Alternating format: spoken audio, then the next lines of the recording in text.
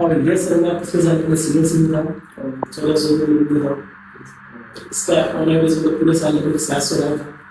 और मैं बच्चों को जरूरी बताता हूँ लास्ट दिनों में यदि आप यहाँ का एवरेज है तो उस एवरेज के अकॉर्डिंग तुम्हारे अच्छे नंबर आ जाते हैं, लेकिन इसके साथ छोटी सी ट्रेजेडी हो गई थी। उस ट्रेजेडी के साथ भी इसने बहुत बढ़िया नंबर लेके आया। तो एक बार बता क्या ट्रेजेडी हुई सर उसका? यार नीट का पेपर था 5 में बट 7 नंबर मुझे ना थोड़ा सा रात में थोड़ी प्रॉब्लम होने लगी पेट के अंदर तो थोड़ा लाउड कर जो 27 नंबर का था मुझे एब्डोमेन पेन होने लगा था। जो मेरे दोस्त थे मेट्स थे बी बिल्डिंग में मुझे लेके गए हॉस्पिटल में। तो उन्होंने कहा कि आपको जो है लंदन के अंदर पथरी है वो थोड़ा सा रिटर्न में आ चुकी है। तो फिर 28 अप्रैल को मैंने घर पे गया। जैसे ही उन्होंने कहा कि आपकी अभी सर्जरी करनी पड़ेगी। तो फिर मैंने वहाँ पे इश्तियाक सर को साहिल सर को फोन किया कि सर ऐसे ऐसे कह रहे हैं। तो फिर उन्होंने खुद भी बात की। तो फिर मेरे 28 अप्रैल को ही सर्जरी और 5 मई को मेरा पेपर था। तो मुझे 28 को सर्जरी हुई, शाम को 5 बजे मुझे डिस्चार्ज किया था 30 अप्रैल को। और फिर जब मैं 5 मई को अपना पेपर देने गया तो मेरे साथ दो अपनी ट्रिप साथ में ले गया था मैं, जो ब्लड वाली ट्रिप है।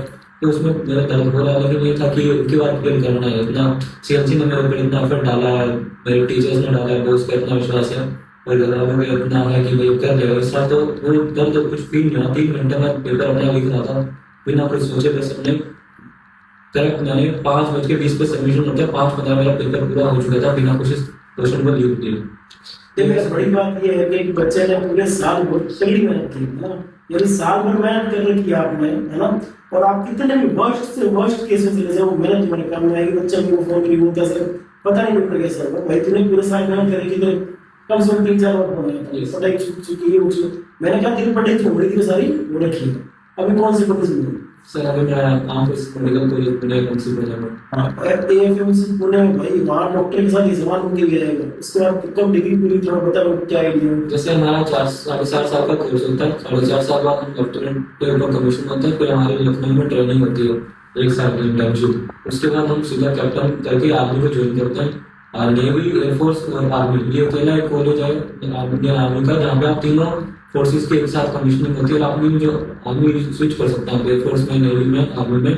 और ये यही है हमारा इंटर्नशिप। यहाँ पे होलिस्टिक डेवलपमेंट होता है। यहाँ से भी हमें हमारे जो डीन है वो कहते हैं कि हमसे ऑल्सो नहीं डॉक्टर्स का मतलब हम यहाँ पे सिर्फ डॉक्टर्स नहीं करते, एक ओवरऑल कैरेक्टरिस्टिक डेवलपमेंट करते हैं व्यक्ति का। बच्चों को बोलता हूँ कि आप जितने तुम्हारे हार्श कंडीशन बनेगी ना, जितना तगड़ा स्ट्रगल होगा उतनी तुम्हारी स्टोरी सक्सेस मिलेगी। यस थोड़ा सा पंडित बोलता हूँ ज्ञान में किसी थोड़ा कम याद रहता है। लास्ट में बहुत सिंपल बैठा रहता था, या सिर्फ मेहनत पर ध्यान देता था।